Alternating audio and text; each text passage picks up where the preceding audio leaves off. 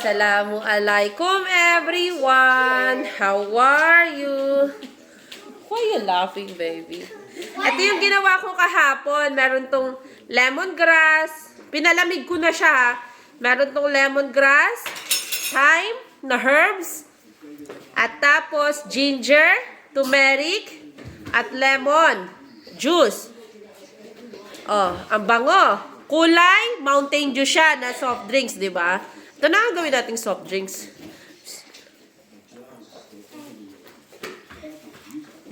Sarap. Gumuguhit. Hindi masarap. Adik, how many sugar?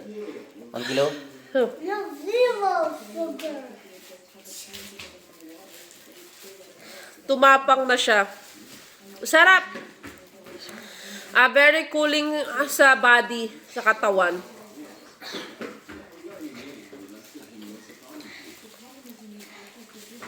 You like it cool or warm? Cool. Sarap po.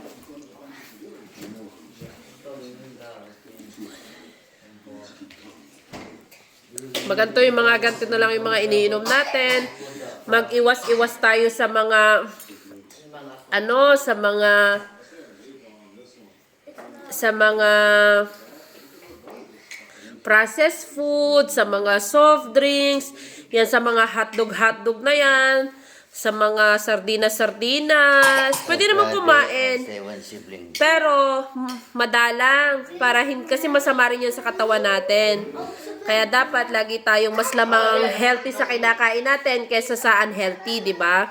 Hindi naman masamang kumain ng unhealthy, pero dadalangan mo lang. Kasi mas masarap pa rin kumain ng healthy. Wala kang alalahanin sa katawan, no, di ba?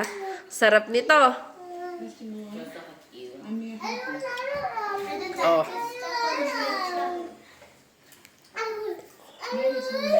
Kaya lagi ko talagang inaalagaan talaga ang aking baby. Oh, ayan. Iinumin lang namin to ng isang beses sa isang araw. Bus na. Yun lang. Assalamualaikum. Diyos sa Korkeran. Bye-bye.